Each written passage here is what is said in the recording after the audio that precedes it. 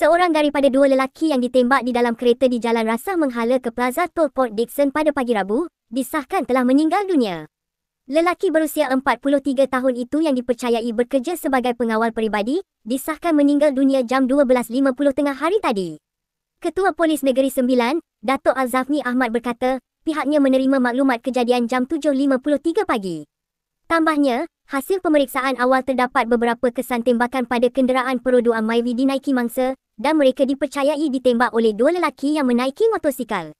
Menurutnya, dua lelaki yang cedera telah dibawa ke hospital oleh orang awam yang berada di lokasi semasa kejadian bersama kenderaan yang dinaiki mangsa.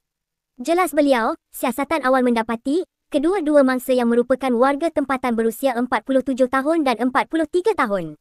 Lelaki berusia 47 tahun itu mempunyai 15 rekod kes jenayah atas pelbagai kesalahan, manakala seorang lagi tiada rekod jenayah.